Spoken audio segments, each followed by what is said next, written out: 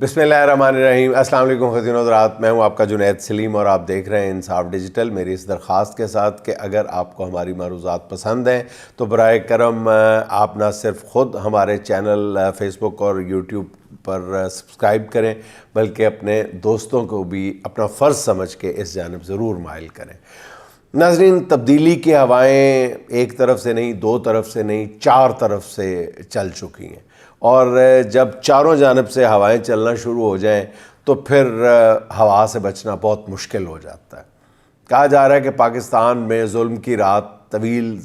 ہوتی جا رہی ہے، ضرور طویل ہوتی جا رہی ہے، لیکن ایسا نہیں ہے کہ اس رات کا کوئی سویرا نہیں ہے۔ تاریکی کے سائے جب بہت گہرے ہو جائیں تو یہ اس بات کی علامت ہوتا ہے کہ سحر اب بالکل قریب ہے۔ بطور وزیر اعظم عمران خان کا ایک بڑا جرم یہ تھا کہ اس نے افغانستان سے امریکی انخلاء کے موقع پر پاکستان نے امریکی افواج کو محفوظ راستہ نہیں دیا تھا، جس سے پوری دنیا میں سپر پاور امریکہ کا تماشا سا لگ گیا تھا، اور یہ کام صرف عمران خان ہی کر سکتا تھا۔ یہ عمران خان کا ایک جوابی وار بھی تھا۔ امریکی صدر جو بائیڈن پر، جنہوں نے رونت میں عمران خان کو فون تک نہیں کیا تھا تاکہ عمران خان نے سفارتی ذرائع سے پیغام بھجوائے، کہا جا رہا تھا، مگر جو بائیڈن نے کوئی جواب دینا بھی مناسب نہیں سمجھا، اور جب موقع ملا تو عمران خان نے بھی حساب چکتا کر دیا تھا۔ پاورفل امریکی فوج کو افغانستان میں بے بسی کی تصویر بنوا کے رکھ دیا تھا۔ اب جو بائیڈن اس پر غصے میں آگ بگولا تھے۔ اس کے بعد عمران خان امریکہ کے زخموں پہ وقتاً فوقتاً کسی نہ کسی انداز میں نمک چھڑکتے رہے، اور انہوں نے پاکستان میں امریکہ کو اڈے دینے کی تجویز کو سرے سے مسترد کرتے ہوئے ایبسلیوٹلی ناٹ کہہ دیا تھا، ویٹو کر دیا تھا۔ اس دلیرانہ اقدام پر عمران خان کو رجیم چینج آپریشن کا obviously سامنا کرنا پڑا، مگر جو بائیڈن کا جو تماشا عمران خان نے لگایا اس کا ایک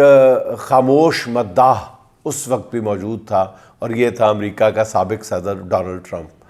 جو اپنے بدترین مخالف جو بائیڈن کی ناکامی پر خوش تھا، اور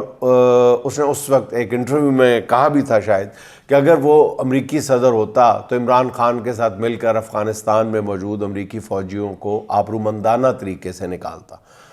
اب ایک ماہ چند دن بعد ہی ڈونلڈ ٹرمپ دوبارہ امریکہ کا صدر بننے جا رہا ہے، اور عہدے کا چارج سنبھالنے سے پہلے ڈونلڈ ٹرمپ کے اقدامات بتا رہے ہیں کہ وہ کس نوعیت کے ہوں گے۔ ٹرمپ نے اپنی کابینہ کے بیشتر ارکان کی نامزدگی کا کام مکمل کر لیا ہے۔ تازہ ترین تعیناتی جو ہے وہ ڈیوڈ گرینل کی ہے، اب یہ رچرڈ گرینل کی جو تعیناتی ہے، اس سے پاکستان میں کیوں اتنا زبردست ارتعاش پھیلا ہوا ہے؟ امریکہ صدر نے انہیں ایلچی برائے خصوصی مشنز بنایا ہے، یعنی دنیا میں جہاں کہیں بھی امریکی صدر کو مداخلت کرنا ہوگی تو یہ اسائنمنٹ جو ہے یہ رچرڈ گرینل کو دی جائے گی۔ اب رچرڈ گرینل اپنے غسیلے اور جارحانہ رویے کی وجہ سے جانے جاتے ہیں۔ یہ اس سے پہلے 8 سال تک اقوام متحدہ میں امریکہ کی نمائندگی کر چکے ہیں، اور ٹرمپ کے گزشتہ دور صدارت میں یہ جرمنی میں امریکہ کے سفیر رہے ہیں۔ یہ بہت ہی اہم عہدہ تھا، کیونکہ جرمن چانسلر اینگلا مرکل جو تھی وہ کھل کر ٹرمپ کی پالیسیوں کی ناقد تھی، اور اسی لیے رچرڈ گرینل کو جرمنی میں خاص طور پہ یہ اسائنمنٹ دی گئی تھی۔ صدارتی الیکشن کی مہم کے دوران جب صدر ٹرمپ نے رچرڈ گرینل کو مسلم کمیونٹی کے ساتھ روابط کی ذمہ داری سونپی، جس میں رچرڈ گرینل نے توقع سے بڑھ کر نتائج دیے تھے۔ امریکی تاریخ میں پہلی بار 83% مسلمانوں نے کسی صدارتی امیدوار کو ووٹ دیے تھے، یہ مطلب بالکل ہی ون سائیڈڈ۔ تقریباً 3 ہفتے قبل رچرڈ گرینل نے امریکہ سے عمران خان سے متعلق ایک ٹویٹ بھی کیا تھا، جس میں مطالبہ کیا گیا تھا بہت دو ٹوک انداز میں کہ عمران خان کو رہا کیا جائے۔ رچرڈ گرینل نے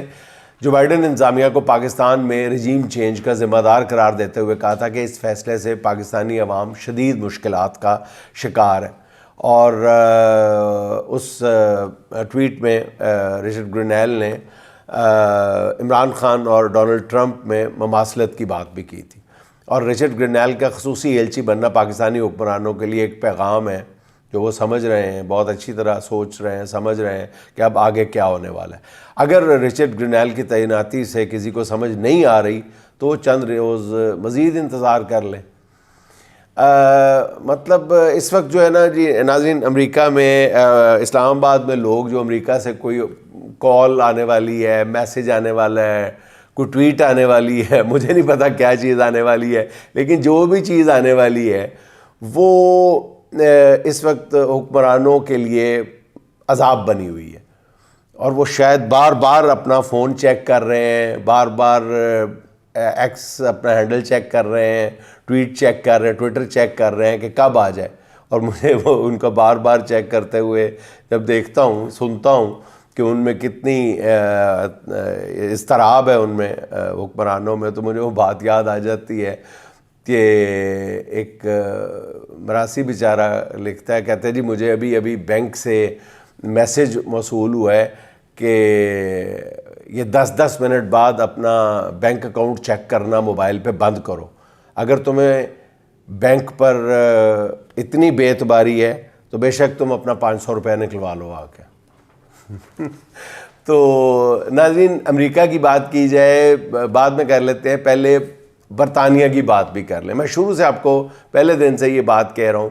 کہ برطانیہ بہت زیادہ اہمیت کا حامل ہے، اور بعض جوتوں سے دیکھا جائے تو امریکہ میں ہونے والی ایکٹیویٹیز سے زیادہ برطانیہ اہمیت کا حامل ہے۔ وہاں سے ہمارے حکمرانوں کے لیے اس سے بھی زیادہ بری خبریں آ رہی ہیں۔ برطانوی ارکان پارلیمنٹ کا ایک اور خط سامنے آ گیا ہے جس میں ان ارکان نے اپنی حکومت سے مطالبہ کیا ہے کہ وہ پاکستان کی کوئی خبر لیں، کیونکہ وہاں پر حالات بہت ہی زیادہ تشویشناک ہیں۔ ان برطانوی ارکان پارلیمنٹ نے 4 بڑے مطالبات دیے ہیں۔ نمبر 1،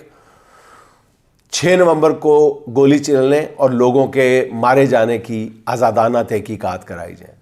نمبر 2، 26 نومبر کو زخمی اور لاپتہ ہونے والوں کی شفاف انکوائری کروائی جائے اور ذمہ داروں کا احتساب کیا جائے۔ نمبر 3، پاکستان میں جمہوریت اور آئین کے لیے وسیع تر ڈائیلاگ شروع کیا جائے۔ اور چوتھے نمبر پر ہے کہ میڈیا اور صحافیوں کی آزادی کو پاکستان میں یقینی بنایا جائے۔ اور اس حوالے سے ناظرین میں آپ کو ایک خبر دیتا چلوں کہ ہفتے یا 10 دن تک امریکہ کی 3 بڑی صحافیوں آزادی صحافت کے لیے کام کرنے والی تنظیموں کی طرف سے بھی ایک بہت ہی دو ٹوک اور خوفناک سٹیٹمنٹ یا بیان یا رپورٹ آنے والی ہے۔ پاکستان میں یہ جو کچھ پچھلے چند ماہ و سال کے دوران صحافیوں کے ساتھ کیا گیا، اس حوالے سے 3 تنظیمیں مل کے، آزادی صحافت کی 3 تنظیمیں مل کے ایک پلیٹ فارم پہ کام کر رہی ہیں، اور وہ رپورٹ بھی جو ہے وہ بہت جلد چند دن تک ہی سامنے آ جائے گی، اور وہ میرا خیال ہے حکمرانوں کے لیے بہت تشویشناک ہوگی۔ اچھا ناظرین، جیسے جیسے 20 جنوری کی تاریخ قریب آتی جا رہی ہے تو اب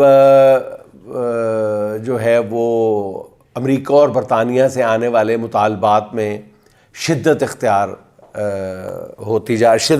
کرتے جا رہے ہیں یہ مطالبات۔ اچھا ناظرین، دوسری طرف آپ یہ دیکھیں کہ 20 جنوری، ظاہر ہے کہ 20 جنوری آپ سب کو پتہ ہے کہ 20 جنوری سے پہلے کیوں یہ معاملات نپٹانے کی کوشش کی جا رہی ہے، اور گڈی کی رپورٹیں بھی کوئی تاثر پیدا کرنے کی کیوں کوشش کی جا رہی ہے۔ لیکن یہ میرے خیال کوششیں اگر بے معنی قسم کی ہیں تو پھر ان کا کوئی فائدہ نہیں ہے، کیونکہ وہاں سے جو دباؤ آنے ہیں، جن میں چاروں طرف سے ہوائیں چلنے کی بات کر رہا ہوں، وہ ہوائیں بھیجنے والے جو ہیں وہ اتنے پاگل نہیں ہیں، ان کے ماتھے پہ احمق نہیں لکھا ہوا کہ وہ اس طرح کی کوئی حرکتیں دیکھ کے پاکستان میں اشک شوئی کے جو ہیں 4 لفظ سن کے یا پڑھ کے جو ہیں وہ مطمئن ہو جائیں گے، ایسا نہیں ہے۔ اچھا ناظرین، ایک خاص بات یہ ہے کہ مریم نواز صاحبہ جو ہیں وہ دورہ چین ہنگامی قسم کا، زبردست انقلابی قسم کا کامیاب دورہ کر کے وطن واپس تشریف لے آئی ہیں، اور تو ان کو وہاں سے ملا کچھ نہیں۔ جس بلدیاتی سطح کا وہ دورہ تھا تو آپ کو بھی پتہ ہے کہ اس کے کیا اثرات مرتب ہونے تھے۔ تو یہاں پہ جو ان کے بھونپو ہیں، انہوں نے عجیب و غریب ہی ڈھول پیٹنا شروع کر دیا۔ انہوں نے کہنا شروع کر دیا، ایک نے نہیں، 2 نے نہیں، کافی لوگوں نے، کہ جی وہ مریم صاحبہ جو ہیں وہ چین سے کینسر کا کوئی نیا علاج ساتھ لے کے آ رہی ہیں، اور بہت یعنی اتنے غیر سائنسی انداز میں یہ بات کی جا رہی ہے، جن کو میرا خیال ہے کہ کینسر یا میڈیکل کی ABC کا بھی علم نہیں ہے، وہ ڈاکٹر بن کے گفتگو کر رہے ہیں، یہ بھونپو جو ہیں کہ جی کینسر کا نیا علاج ہے، اور یہاں پہ اشارہ ان کا شوکت خانم کی طرف ہے، اور بعض نے تو شوکت خانم کا نام لے کے بھی کہہ دیا ہے، شوکت خانم ہاسپٹل کے جی کیمو تھراپی کے نام پہ، ریڈیو تھراپی کے نام پہ کروڑوں روپے ٹھگے جا رہے ہیں۔ استغفر اللہ، میں حیران ہو جاتا ہوں۔ اللہ کا واسطہ میں ہاتھ جوڑ کے آپ سے استدعا کرتا ہوں، خدا کا واسطہ یہ کینسر کا معاملہ ہے، یہ زندگی اور موت کا معاملہ ہے، اس کو اس طرح مذاق میں نہ لیں، اس پر کم از کم اس موضوع پہ، اس ٹاپک پہ سیاست نہ کریں۔ آپ بس کہہ دیں کہ جی ٹھیک ہے مریم صاحبہ بھی یہ کینسر کا ہاسپٹل بنا رہی ہیں، کافی ہے، جو بھی بنا رہا ہے اللہ اس کو اس کا اجر دے گا، لیکن اس بات کو اس طرح مقابلے بازی میں اور ٹھٹھا مذاق کا موضوع نہ بنائیں۔ وہ بالکل لگے گا کہ آپ کو پتہ ہی نہیں ہے، بالکل آپ نہ ادھر کے رہیں گے نہ ادھر کے رہیں گے، اور آپ مذاق بن کے رہ جائیں گے۔ یہ میں عرض کر رہا ہوں نا، کینسر جو ہے یہ زندگی موت کا مسئلہ ہے، اس پر کم از کم ایسا کھیل کھیلنے کی کوشش نہ کریں۔ میرے ذہن میں پتہ نہیں وہ کیوں بات آ گئی ہے کہ ڈاکٹر کا دعویٰ تھا کہ جی آپ اگر آپ کے بال گر رہے ہیں تو مجھ سے آپ دوائی لے کے جائیں، تو ایک دفعہ ایسا ہوگا کہ آپ کے سارے بال گر جائیں گے، پھر میں دوسری ڈوز دوں گا،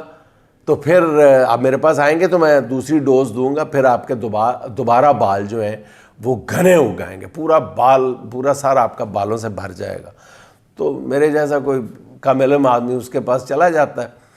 تو وہ پہلی ڈوز لے آتا ہے، تو دوسری ڈوز کچھ دن کے بعد لینے جاتا ہے تو پتہ چلتا ہے ڈاکٹر صاحب کا انتقال ہو گیا۔ تو ناظرین، میرا خیال ہے کہ جو صحت اور طب کے معاملات ہیں نا، ان کو مذاق میں نہ ڈالا کریں، یہ زندگی موت کے معاملات ہوتے ہیں۔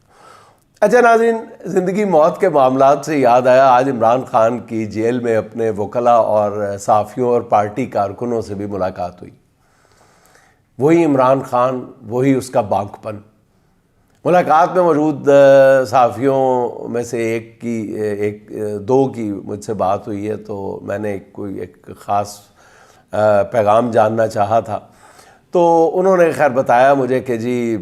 وہی بات جو ہر پیشی پہ سننے کو ملتی ہے کہ آج وہ پہلے سے خان صاحب زیادہ حشاش بشاش نظر آ رہے تھے۔ جیل میں آج عمران خان سے شیخ رشید، فواد چودھری اور بابر اعوان کی بھی ملاقاتیں ہوئی ہیں، مگر سب سے طویل ملاقات جو ہوئی ہے وہ خان صاحب کی وہ شاہ محمود قریشی سے ہوئی ہے۔ شاہ محمود قریشی کو آج کوٹ لکھپت جیل سے اڈیالہ جیل لایا گیا، جہاں ان پر GHQ جو حملہ کا کیس ہے اس میں فرد جرم عائد کرنا تھی۔ اس کیس میں پہلے 100 لوگوں پر فرد جرم عائد ہو چکے ہیں، آج شاہ محمود قریشی سمیت مزید 10 ملزموں پہ فرد جرم عائد کی گئی ہے۔ شاہ محمود قریشی نے نہ صرف یہ کہ صحت جرم سے انکار کیا بلکہ فرد جرم پر دستخط کرنے سے بھی انکار کر دیا۔ اور اس موقع پہ ایک صحافی نے عمران خان سے سوال کیا کہ خان صاحب آپ کو جیل میں 500 دن ہو گئے، جس پر عمران خان نے کہا 5000 دن بھی جیل میں رہنے کو تیار ہوں، مگر کسی کے سامنے جھکوں گا نہیں۔ اور اس موقع پر ان کارکنوں کو کمرہ عدالت میں لایا گیا جو حملہ کیس میں نامزد ہیں، انہیں دیکھ کر عمران خان مسکرائے اور انہوں نے اپنا وہی روایتی انداز میں مکہ عوام لہراتے ہوئے کہا کہ آپ نے گھبرانا نہیں ہے۔ کارکن بھی اسی جوش و جذبے کے ساتھ خان صاحب کو رسپانس کر رہے تھے، وہ خان صاحب کو دیکھ کر بہت پرجوش نظر آ رہے تھے، مسکرا رہے تھے، ان کے چہرے پر رتی برابر بھی مسکراہٹ دیکھنے میں نہیں آئی۔ اچھا ناظرین، آج علی امین گنڈا پور بھی عمران خان سے ملاقات کے لیے آئے تھے، لیکن جیل حکام نے انہیں عمران خان سے ملنے نہیں دیا گیا۔ وہ کافی دیر انتظار کرنے کے بعد بالآخر ناکام ہی واپس لوٹ گئے۔ اب ذرا یہ کہتے ہیں کہ ان کو آخری لمحے پہ احکامات ملے ہیں کہ نہیں یہ ملاقات کروانی، یہ ہونے نہیں دینی۔ ملاقات روکنے کا صرف ایک مقصد تھا کہ کہیں وہ سول نافرمانی سے متعلق عمران خان سے نئی حکمت عملی یا ہدایات نہ لے لیں۔ لیکن ناظرین، کب تک؟ بات یہ ہے کہ کب تک؟ کہ یہ معاملہ کتنی دیر تک عمران خان کو جو 80-85% لوگوں کے دلوں کی دھڑکن بن چکا، اس کو اب کب تک اس دھڑکن کو کاٹ کے رکھیں گے عوام کے ساتھ؟ اچھا ناظرین، آج ایک بڑی خبر اکانومی کے حوالے سے خوب ڈھول بجائے جا رہے ہیں اور دف بجائی جا رہی ہے کہ جی شرح سود میں مزید 2% کمی ہے، اسٹاک ایکسچینج ریکارڈ قائم کر رہی ہے۔ عطا تارڑ صاحب نے کہہ دیا ہے جی کہ یہ جو مہنگائی کی ٹرین چلی تھی، یہ ہم نے اس کی زنجیر کھینچ دی ہے، اچھے دنوں کی آمد ہے۔ تو تارڑ صاحب خدا کے لیے بس کریں یار، یہ زنجیریں کھینچنے والا معاملہ، زنجیر آپ نے کھینچنی ہے۔ مجھے اسی طرح ٹرین جا رہی ہوتی ہے تو ایک وہ ٹرین کی اچانک لائٹ آف ہو جاتی ہے، تو بندہ جو ہے نا وہ گھبرا کے زنجیر کھینچ دیتا ہے۔ تو جیسے زنجیر کھینچتا ہے اس کے منہ پہ ایک زوردار زناٹے دار تھپڑ پڑتا ہے، تو تھوڑی دیر بعد لائٹ آتی ہے تو وہ ادھر ادھر دیکھ کے کہتا ہے کہ مجھے تھپڑ کس نے مارا ہے؟ میں نے تو زنجیر کھینچی تھی۔ تو اوپر برتھ پہ لیٹا ہوا بندہ کہتا ہے بغیرت انسان، تم نے زنجیر نہیں کھینچی تھی، تم نے میری شلوار کا ناڑا کھینچا تھا۔ تو تارڑ صاحب سے گریٹ، آپ نے بھی مہنگائی کی زنجیر، مہنگائی کی ٹرین کی زنجیر نہیں کھینچی، آپ بھی عوام کی شلوار کا ناڑا کھینچ رہے ہیں۔ رتی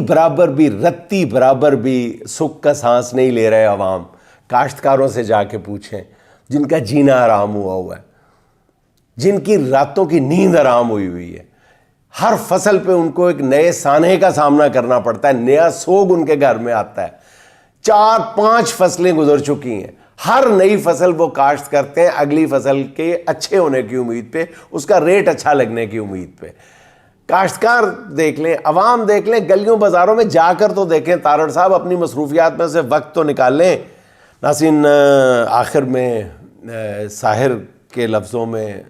2 اشعار سن لیں۔ زندگی ظلم سہی جبر سہی غم ہی سہی، زندگی ظلم سہی جبر سہی غم ہی سہی، دل کی فریاد سہی روح کا ماتم ہی سہی، ہم نے ہر حال میں جینے کی قسم کھائی ہوئی ہے، ہم نے ہر حال میں جینے کی قسم کھائی ہوئی ہے، اب یہی حال مقدر ہو تو شکوہ کیوں ہو، اب یہی حال مقدر ہو تو شکوہ کیوں ہو، ہم سلیقے سے نبھا دیں گے جو دن باقی ہیں، ہم سلیقے سے نبھا دیں گے جو دن باقی ہیں، چاہ رسوا نہ ہوئی آہ بھی رسوا کیوں ہو، چاہ رسوا نہ ہوئی آہ بھی رسوا کیوں ہو، ہم ہیں مایوس مگر اتنے بھی مایوس نہیں، ہم ہیں مایوس مگر اتنے بھی مایوس نہیں، ایک نہ ایک دن تو یہ اشکوں کی لڑی ٹوٹے گی، ایک نہ ایک دن تو یہ اشکوں کی لڑی ٹوٹے گی، ایک نہ ایک دن تو چھٹیں گے یہ غموں کے بادل، ایک نہ ایک دن تو چھٹیں گے یہ غموں کے بادل، ایک نہ ایک دن تو اجالے کی کرن پھوٹے گی۔ ناظرین، خوش رہیں، خوش رکھیں، آپ سے ملاقات ہوگی انشاءاللہ اگلے ولاگ میں۔ اللہ حافظ۔